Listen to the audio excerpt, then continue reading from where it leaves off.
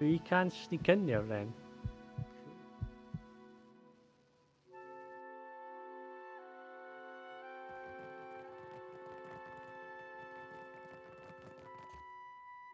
Welcome back. Come back. Ah, good, you're back. I hope you had a pleasant voyage. Found the Adrafane. Ah, before you get too far on the way, I think you ought to come with me. Director Castor will want to hear from you in person. Person.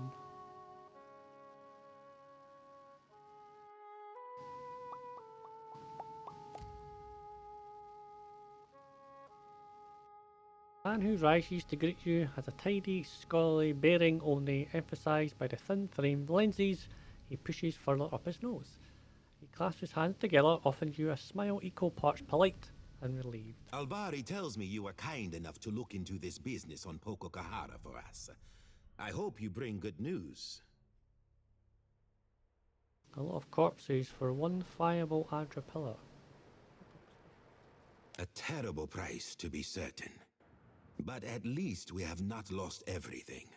An Adra vein of that size will go some way towards setting us back on our feet. Assuming we can replace the people we lost.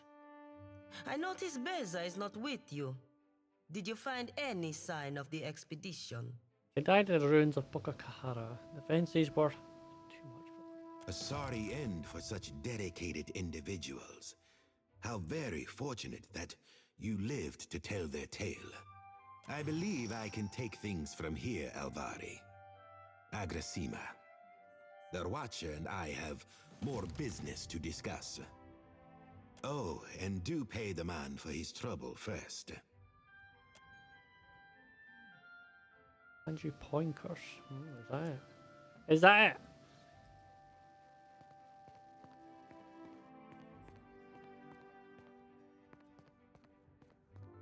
I thought it best I speak with you face to face.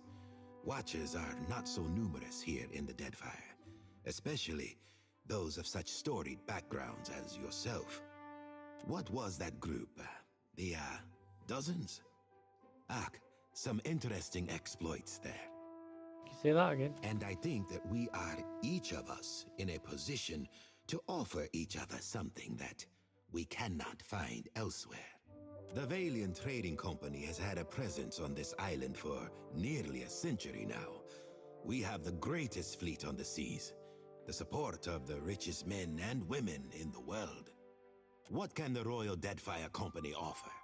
A soldier's wages, so that you can elevate the fortunes of a distant king? And the Queen? A place in the Kahanga tribe among all the rest of these neglected people. You've lived outside the caste system all these years. Are you eager to return to it? I can give you money, fame, certainly. But the men and women of the company, we set our aims high. And if I only wanted to offer you work as an Adra inspector, I would have let Alvari deal with you.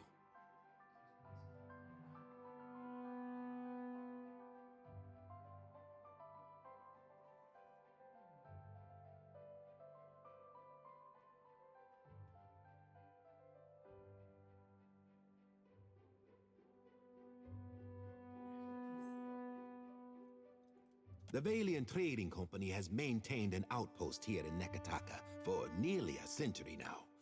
It was only 2 years ago that we discovered the effects of luminous Adra with the aid of our animancers and several watchers. Flaune Alette has continued to study the potential of luminous Adra in all manner of advances. Right. Why This is the content next part of the ourselves to quest. sell all this Adra as a luxury when we might use it to change the world? But of course you understand all of this. Alette sent word of your involvement in her latest experiment. A very dramatic first attempt, I hear. Though, Alette has a tendency to gloss over details. But, I want to hear it from you. How did it go? Nearly destroyed. My soul went to the beyond, into Rimagund's realm. Yeah, yeah.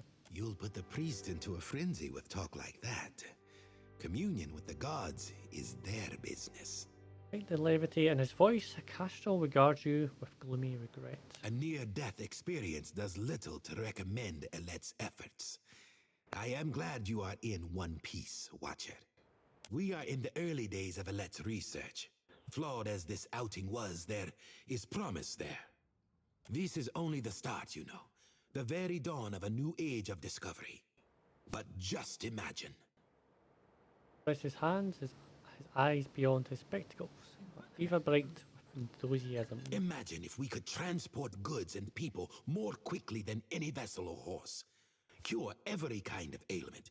Perhaps cure disease altogether. We'll extend our lifespans by decades, maybe even centuries one day. This has all been the work of a single outpost. I want there to be a dozen outposts, 100.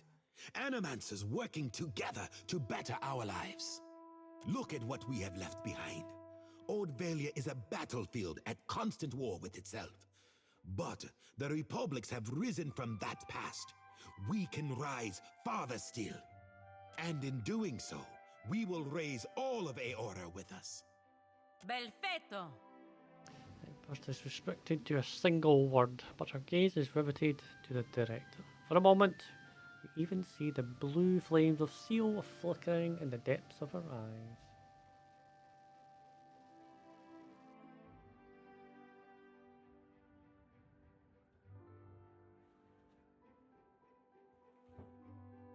Goes, if your masters permit it, and if they don't like the world as it is.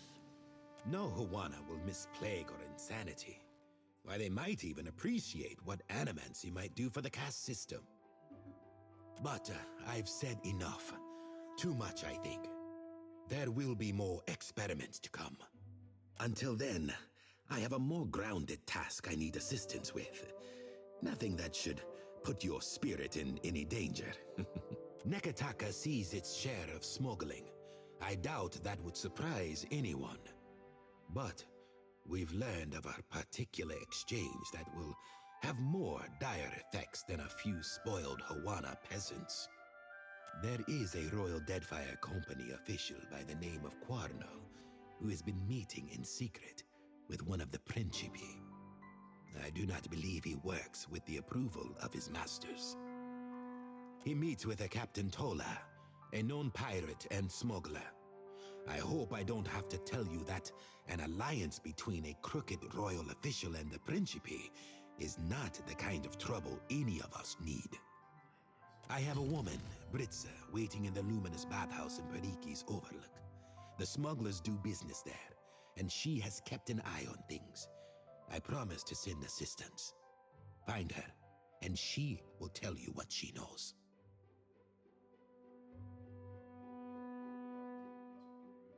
I've some questions. Of course. Best to go in prepared. I help the Royal Deadfire Company. The discipline of the royal officers isn't really what any of this is about. I'm more concerned about the pirates. In this particular case, the companies share an enemy. Tell me about Brazil. A fine Valian woman. Steady temperament. Good sense. The bathhouse sees an enormous number of patrons every day. It is a useful place to have a set of eyes and ears on hand. Do you know anything else? Only that Tola is a captain of middling repute and some small ambition. I expect she feels that a partnership with Quarno will give her an edge. Britza will know more. Excellent. Meeting you has been a stroke of luck, Watcher. I'll await your report.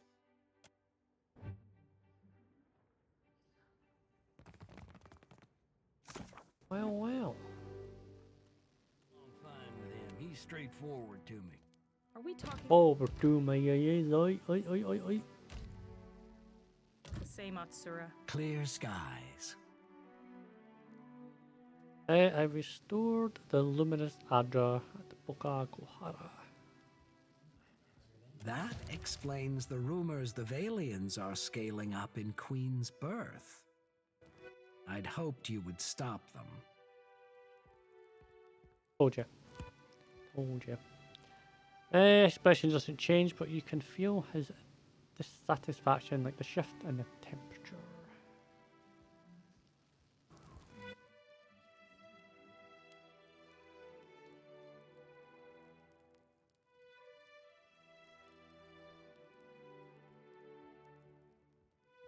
They bring development and trade that will improve their lives. No, they really won't.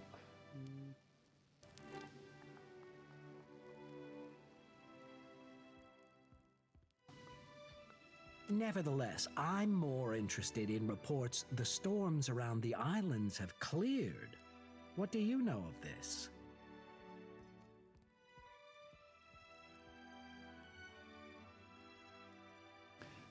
Strong concentrations of essence affect the physical world. That's how blights manifest. Even if this isn't the outcome we'd wanted for Poco Kahara, your observation is infinitely more valuable. Take this, and remember it the next time we call on you. Your purse, blah blah blah blah blah. We'd long suspected something unnatural was behind the storms, but we had little evidence.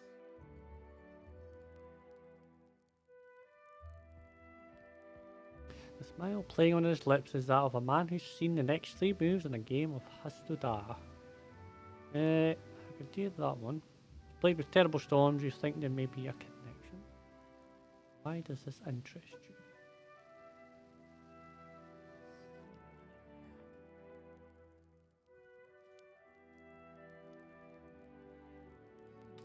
Yeah, so he already knows that. So why does this interest you? Because catastrophic storms have long made Rawatai a difficult land to inhabit. If the storms that assail Rawatai have a similarly unnatural origin, then perhaps they too can be stopped. Back at you, his eyes bright with purpose. And if that's the case, then there's more work to be done. Work that you might be able to help with. Color silence passes as he regards you. After all, those of us born to privilege have a responsibility to use it to noble ends, no? While showing all of his pointed teeth. In any case, Hazanui Karu has a matter that could use your help. Her office is on the main floor behind the large double doors. It's most conspicuous. Say that again. Alright. Atsura tells me you tamed the storms of Poco Kahara. She scratches her chin with the stem of her pipe, watching you with a new interest. You may have had a sheltered upbringing, but you're no soft-handed sop, I'll give you that.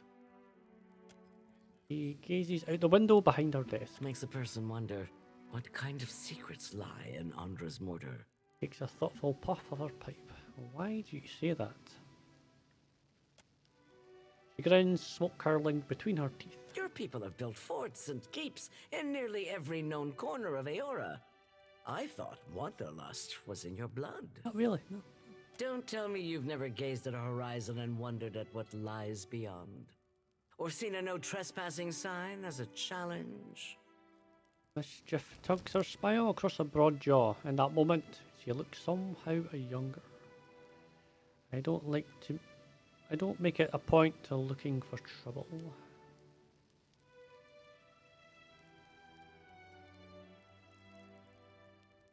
Third one. Trouble's always out there.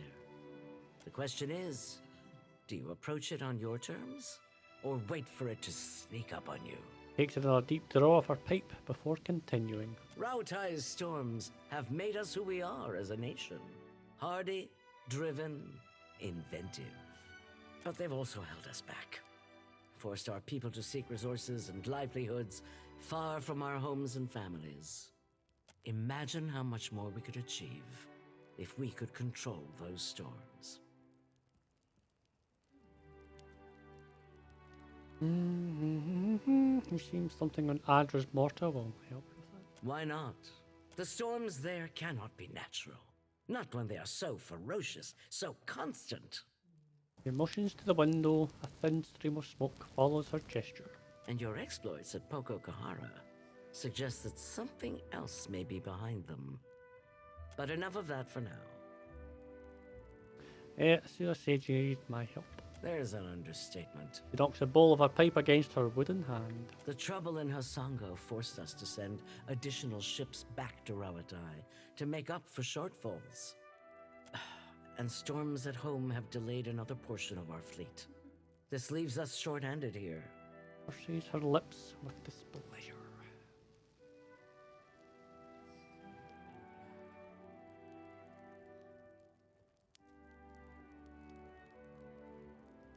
You asking of me? We're due to collect a special shipment for delivery to our port at Sayuka. We've contracted with a captain named Widla. Of the taste passes across her face. Meet her, complete the trade, and take the cargo to Sayuka. Fleet Master Okaya is overseeing the development of some special projects there. Takes a thoughtful draw of her pipe as she looks at you, seemingly deciding what to say.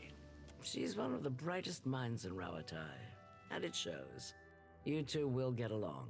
Her amusement manifests in the barest lift of her eyebrows, Most of her work is, or should be, under wraps for now. But perhaps she can give you a taste of what we have to offer. The shipment. It'll be easier for Okaya to explain. There's a thick cloud of smoke between the two of you. She doesn't break your gaze, but the effect is almost the same. A Wilder and her crew, who are they? Good sailors with a fast ship and no mind for questions. Chops a little harder on the bit of her pipe. Smugglers. Along with half the population of this storm-tossed archipelago. Shakes her head. I understand you're cozy with the Principe. I've got no love for pirates, but that connection may serve you well here. Why did you send Wilma's crew to Sayaka? Your last sounds like a grunt. Let's just say, I'm not keen to invite them to a port where we're developing experimental technologies. Along with half, I understand you're cozy with the If Principe. it's important, I can handle I've it. got no love for pirates, but that connection may serve you well here. Widla's agreed to meet our courier out at sea, away from the heaviest traffic. Gestures on a map to the open water west of Nikitaka. This is her payment. We've already negotiated with her. Fleet Master Okaya will see to your compensation once you arrive with the cargo. This is the kind of job that's best completed quickly and quietly. I'm counting on your famous discretion. Clear skies.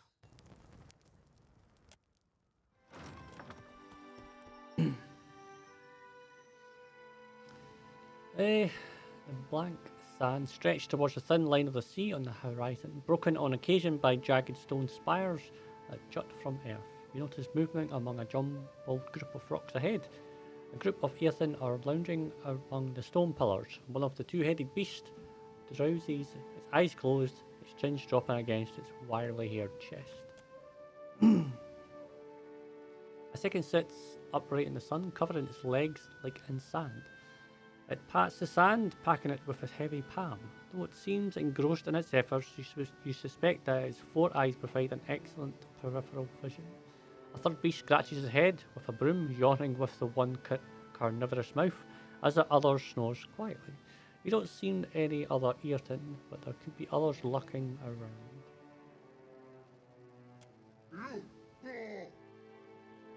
The third earton's waking head glowers at its dozen head and slaps it with the broom.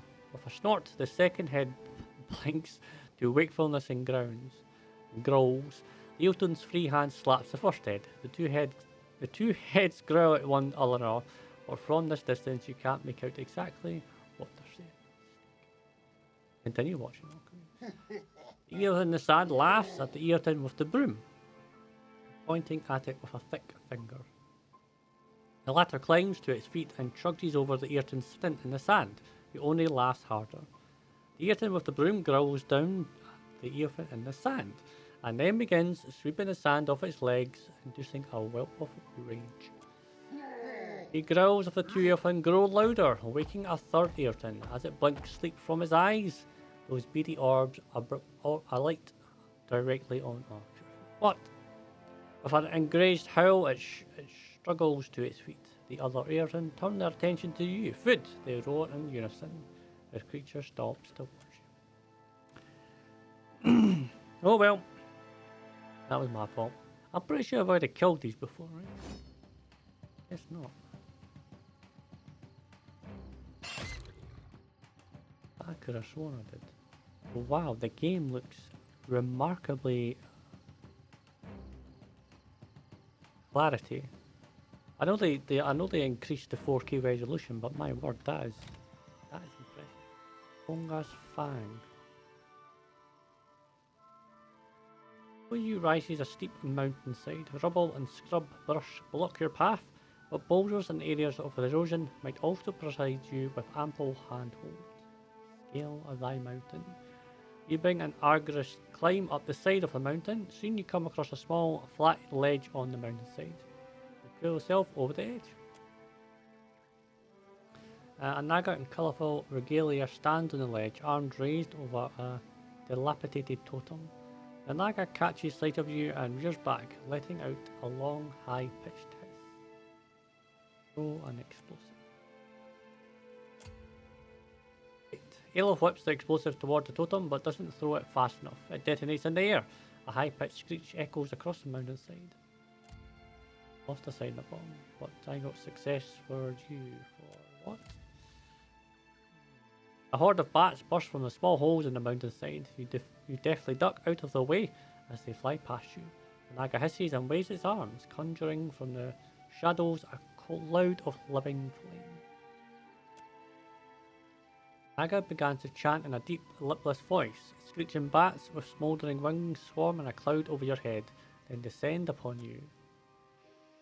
Ugh. Great. Nice. Oh, I'm surrounded, boss.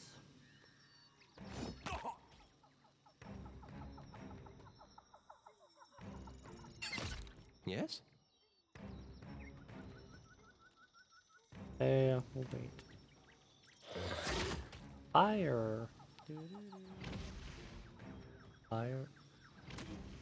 A question, It'll Watcher? take a while, this one.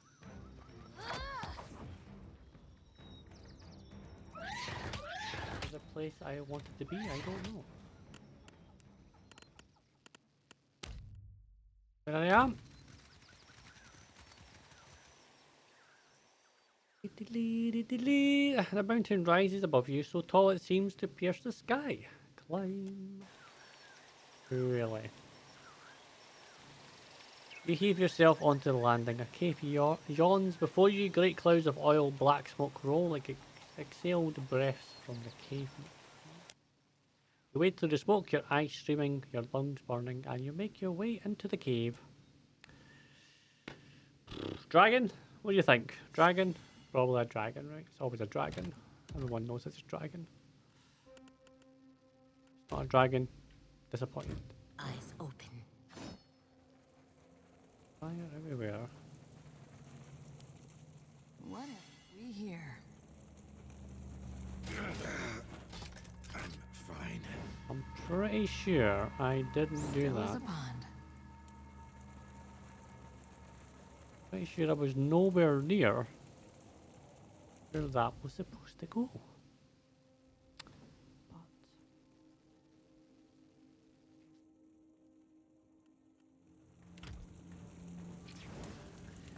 But clearly did.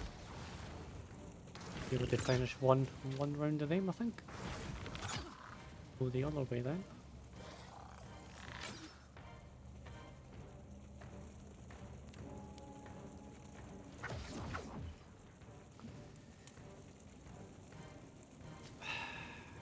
What?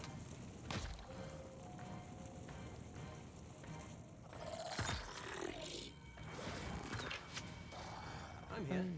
I just witnessed there. They'll fall by my hand. Okay, alright. Says. Good. That's unusual. Not exactly my area of expertise. Okay, That's it's not funny very because I just helpful. hit it.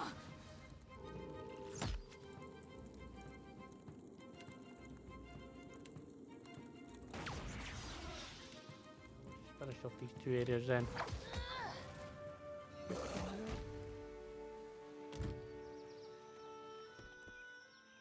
Borough Forest.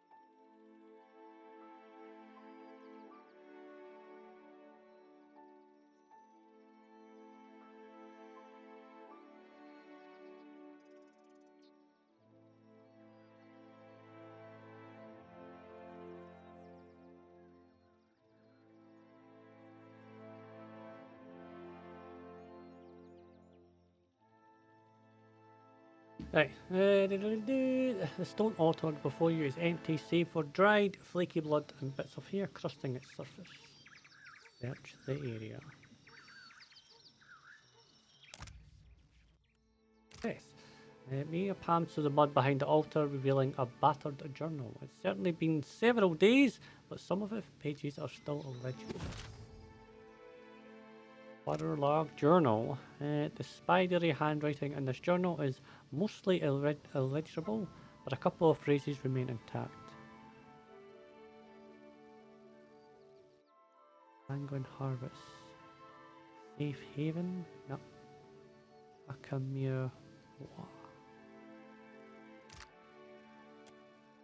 The space between the altar is smooth from centuries of shuffling feet and the press of countless bonies' knees.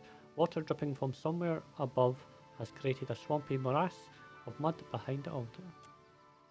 You chip away some of the old blood on the surface of the altar and you find a cobweb of deep gashes in the stone, testimony of many grisly sacrifices that must have occurred here.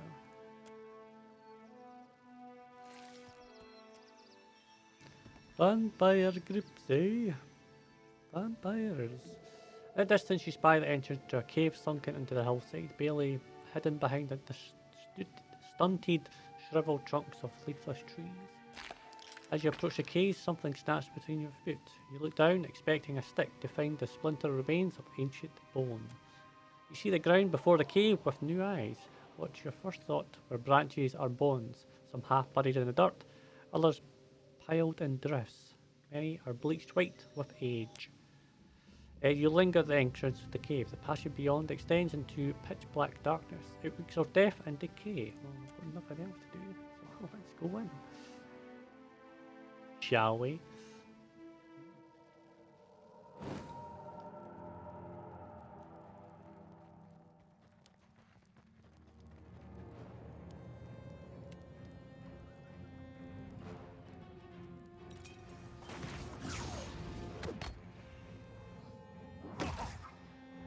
That's right, the wizard's double.